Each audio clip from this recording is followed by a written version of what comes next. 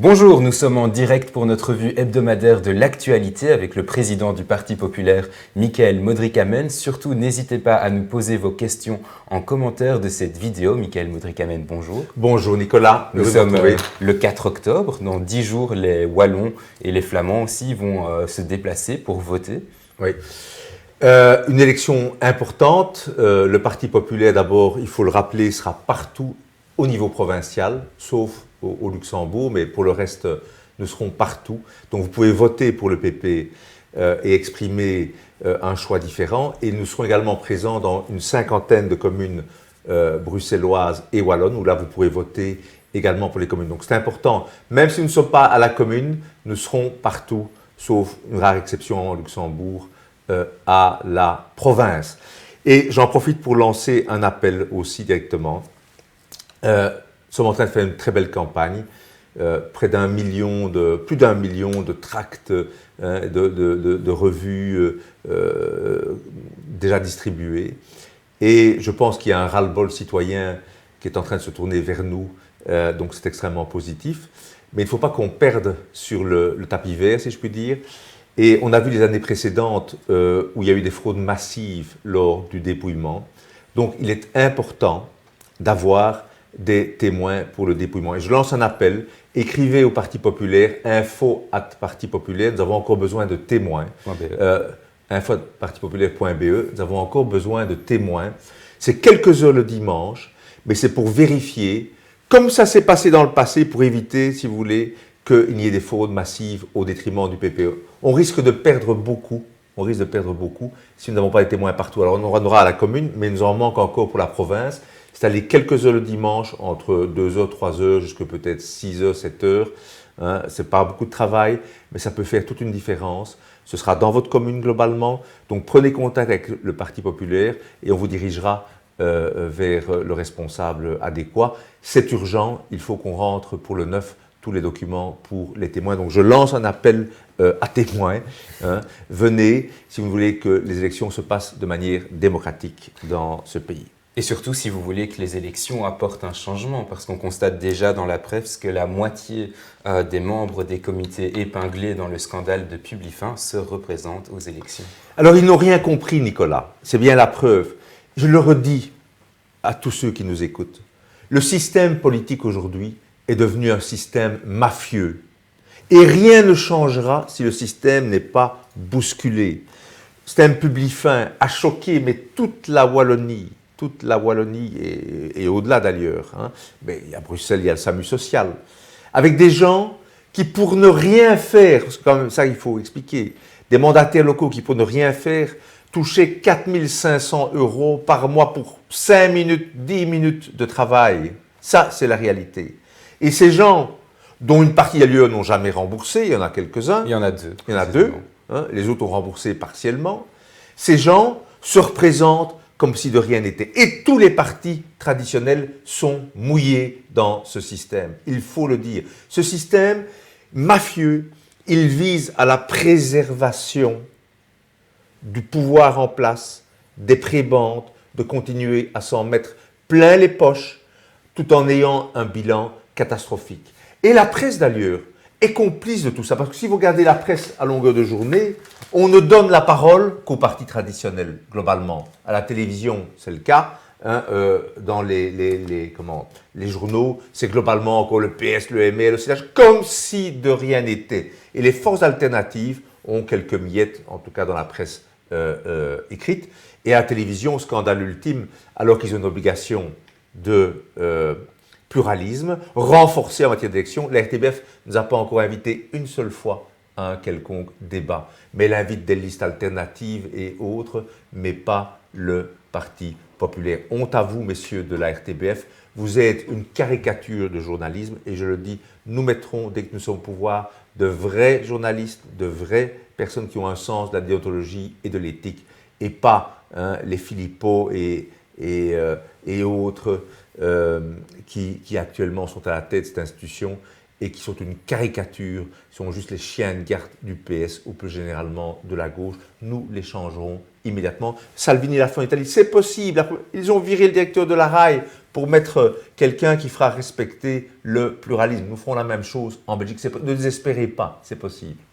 Alors, donc, ces anciens membres des comités, il faut dire leur nom et leur commune quand même. Oui. Il s'agit de Valérie Desjardins, le PS du Limbourg, Oui. Éric Van Brabant, PS de Serein, Mohamed Bougnouche, PS de Liège, Jean-Paul Bonjean, PS de Liège, Pierre Gillissen, MR de Liège, Jean-Pierre Goffin, PS de Liège, Giuseppe Maniglia, PS de Liège, Luc Delvaux, MR de Sprimont, Fabrice Drèze, donc MR de Liège, Stéphane Linotte, MR de Fléron, Serge Manzato, PS d'Angy, Vinciane Pirmolin, CDH à Grasse, Ologne, André Stein, MR de Liège.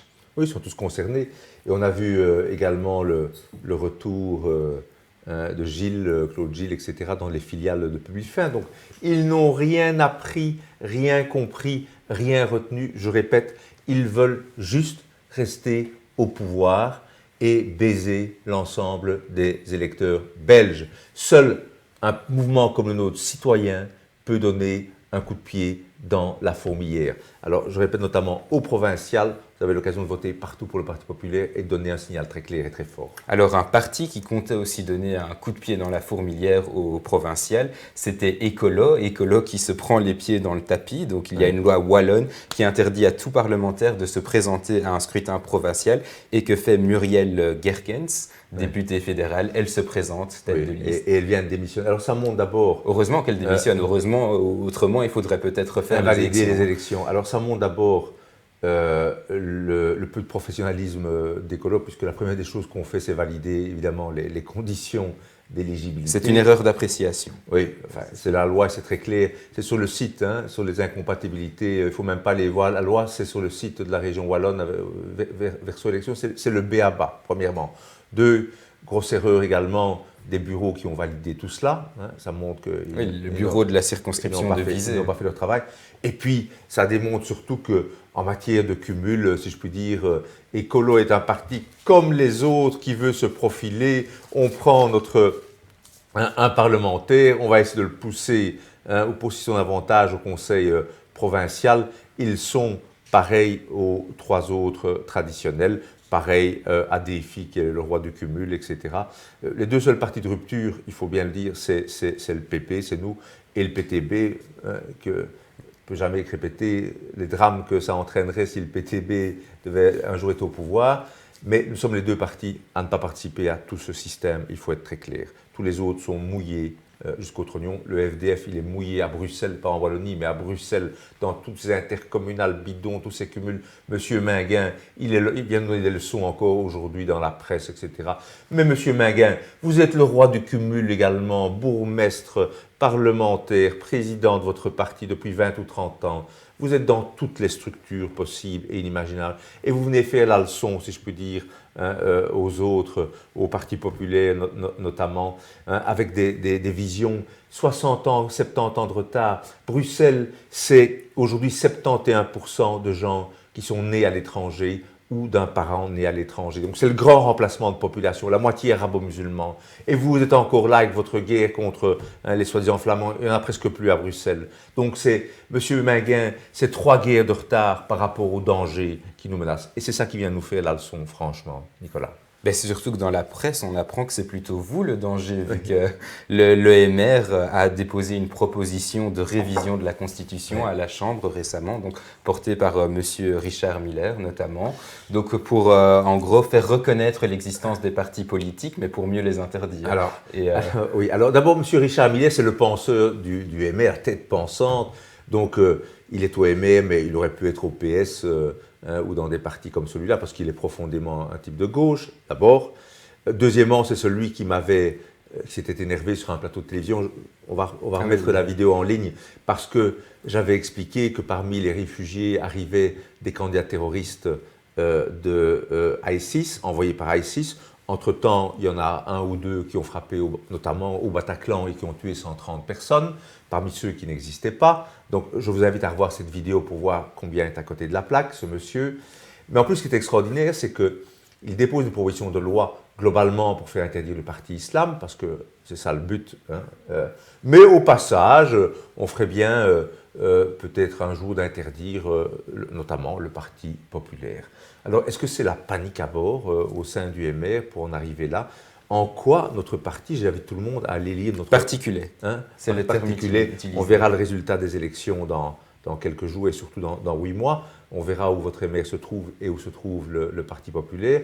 Si avec 6% aux dernières élections et entre 8 et 10% intention de vote aujourd'hui, on est encore un particulier. On en reparlera, Monsieur Millet. Ça démontre le mépris pour la démocratie. J'invite tout le monde à aller voir nos 70 propositions, qui sont les propositions de tout parti de droite dans toute l'Europe occidentale et dans le monde entier, même souvent moins à droite que bien d'autres propositions qu'on peut retrouver. Donc, M. Millet et plus généralement la Wallonie, mais sont complètement à côté de la plaque par rapport au rapport gauche-droite. La Wallonie est tellement à gauche dans ses mentalités, au niveau de la presse, au niveau des universités, au niveau de ces émasculés, si je puis dire, du MR qui croient être de droite hein, et qui en réalité sont dans n'importe quel pays seraient classés à gauche, hein, sont tellement émasculés, tellement perdus idéologiquement, que quand vous avez comme nous un simple parti qui se propose avec des valeurs libérales conservatrices, hein, comme tous les autres partis européens, avec ce côté populiste en plus, parce qu'il faut la rupture et donner un grand coup de pied dans la fourmilière, c'est tout de suite, hein, on va tout faire pour vous combattre, vous mettre de côté, voire même vous interdire, vous imaginez, hein, comme ces gens sont tous sauf des démocrates, mais j'explique ça d'ailleurs à tous les journalistes des autres pays européens, ils me disent, mais en Wallonie, ils sont complètement à la ramasse, hein, votre presse est à la ramasse, votre monde politique est à la ramasse, je dis, et le résultat de tout ça, je le dis aux téléspectateurs, aux auditeurs, c'est comme si tout est figé. Ah ben, tout sombre, hein, tout sombre de tous côtés, au point de vue économique, au point de vue de l'enseignement. J'ai lu ce matin qu'un quart des jeunes de 14 ans étaient quasiment analphabètes. Oui, hein. il est très pratique. En théorie, ils savent lire, mais face à une feuille d'impôt, voilà. Alors qu'on dépense des fortunes, si je puis dire, dans ce pays pour l'éducation, hein, ça c'est le résultat des politiques, entre autres, hein, qui sont menées. Alors surtout, n'oubliez pas de poser vos questions en commentaire de cette vidéo et nous y répondrons avec plaisir. Et pour ces quelques dernières minutes, j'aimerais justement alors parler d'un exemple de ce que peut être une majorité de droite dans une commune au niveau local. Donc c'est à Anvers que ça se passe, Anvers qui est gouverné par la ENVA et où on apprend, c'était hier, qu'une famille turque va être éjectée de son logement social parce qu'elle détenait une propriété en Turquie, ce qui est une fraude. Ouais. Bravo à la NVA. Alors, c'est un secret de polichinelle qu'il y a des milliers et peut-être des dizaines de milliers d'étrangers, de personnes d'origine étrangère établies chez nous, au CPAS parfois, ou en tout cas qui bénéficient de logements sociaux, et qui sont souvent prioritaires, c'est le grand remplacement de population, on va y revenir, et qui, à côté de cela, grâce à tout cela et grâce aux revenus ici, achètent un bien en Turquie, au Maroc ou dans d'autres pays. Il y a des milliers, voire des dizaines de milliers de cas comme ça. Alors, c'est un abus par rapport aux finances belges, c'est un scandale pour toutes les familles belges en attente d'un logement et qui sont sur les listes et qui passent toujours après les autres parce que souvent les étrangers ou d'origine étrangère sont prioritaires dans l'attribution de points. Donc c'est un scandale de ce côté-là. Je voudrais rappeler aussi, je l'ai déjà dit la fois dernière, mais je le répète parce qu'on a encore eu des cas cette semaine, le scandale absolu. Pour mettre justement ces familles nombreuses et autres, on met nos aînés, nos parents, nos grands-parents, pas à la rue, mais on les déracine, on les retire de leur maison. On a vu ici plein de cas ici à Watermal, mais il y a des cas en Wallonie aussi qu'on nous dénonce tous les jours. 70 ans, on vous retire de votre maison avec 2 chambres ou 3 chambres, on vous met dans un autre quartier, dans un flat de 30, 40, 50 mètres carrés, vous ne savez plus recevoir vos enfants, vous êtes déraciné de vos quartiers, vous n'avez plus vos voisins.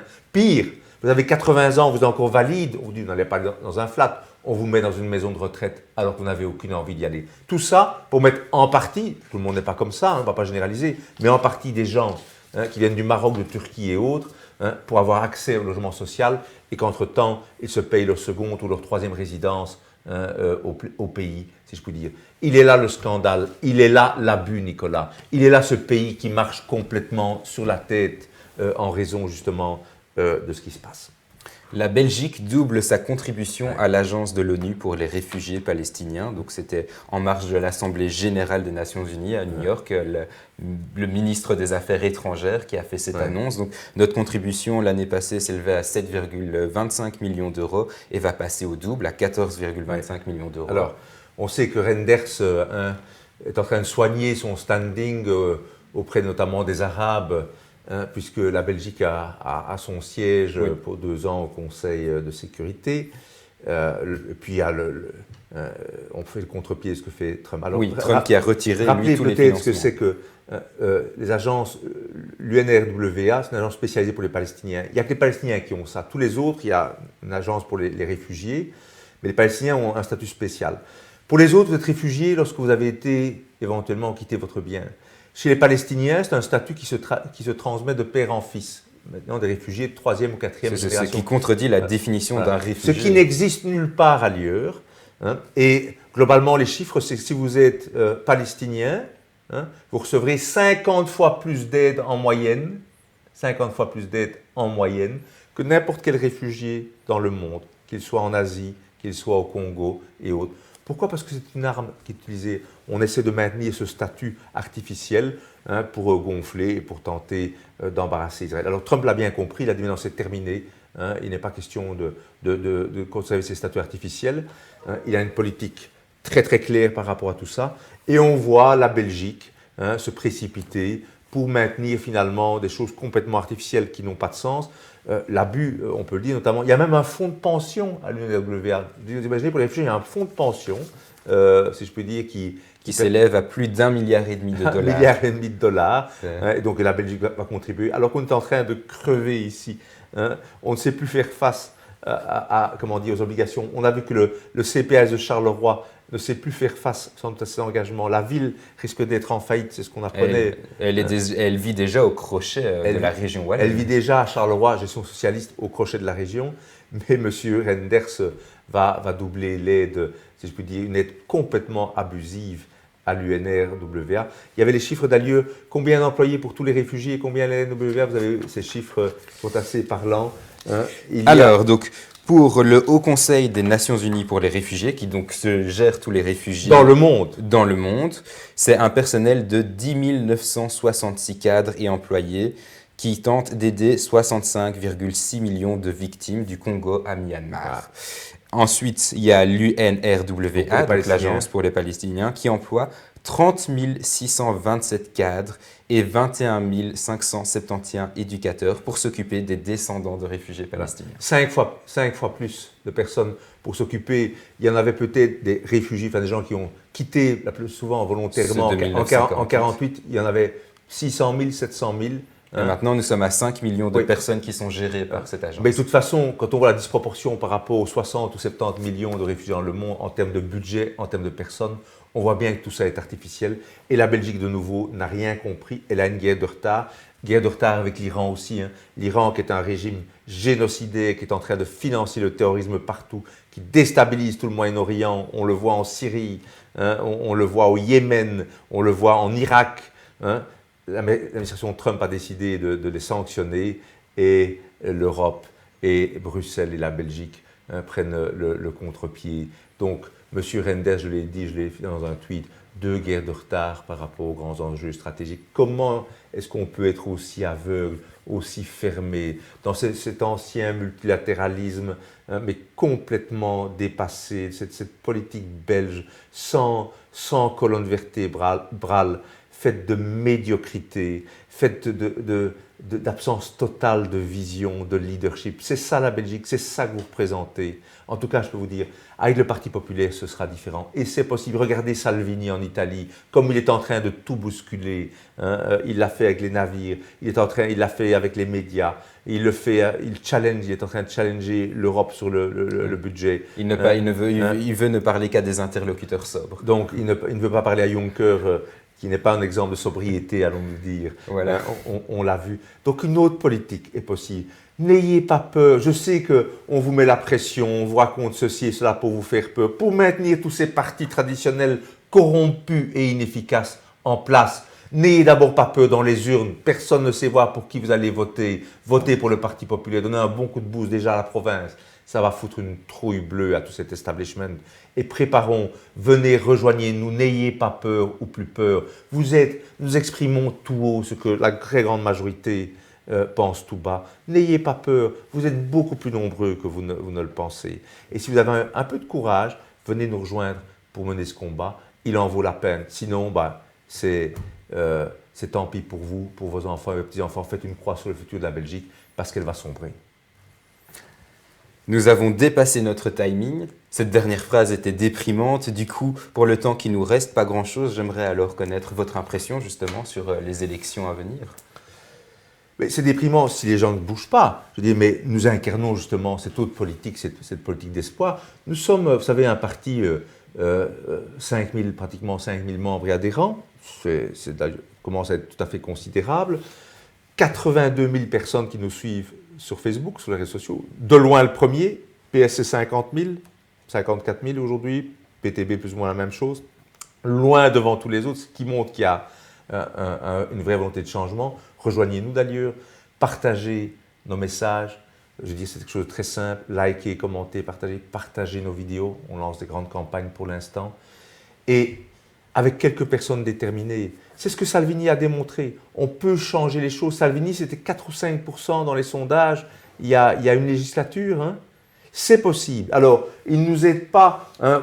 On ne nous invite pas sur la RTB et la presse nous donne ça et là les miettes parce que ils n'ont qu'à noter que ça change. Hein. 600 millions d'euros de subventions pour la presse. Donc, surtout, il faut que tout change pour que rien ne change. Donc, on ne parlera que du MR, du CDH, du PS, des colos, parce qu'avec eux, ils sont certains que rien ne changera vraiment, jusqu'au moment où le navire aura coulé définitivement. Donc, c'est clair qu'on menace tout cela, mais nous sommes le seul espoir. Nous sommes le seul espoir raisonnable, démocratique, avec des idées claires, un programme complet. Allez lire nos 70 propositions. Ce n'est pas très long, 25 pages. Vous verrez que chaque fois, nous savons exactement ce qu'il faut faire, que nous devons faire pour tirer la Belgique et la Wallonie de l'ornière. D'autres pays l'ont fait, on peut le faire. Ce message, il est plein d'espoir. On a des gens déterminés pour le faire. On n'est pas parfait, je le répète toujours, mais on est le parti citoyen et on est prêt à mener ce combat. On le mène d'ailleurs intensivement. On le voit, je vous l'ai dit, 1 million de tracts distribués, des centaines de milliers de vues pour nos vidéos. Dans l'isoloir, je dis aux Wallons, vous savez ce qu'il vous reste à faire si vous voulez commencer à changer de cap. Ça ne va pas tout arranger, hein, mais ici, j'espère 8, 9, 10% au provincial et au fédéral régional l'année prochaine, beaucoup plus, qui nous permettra de peser sur les futures majorités.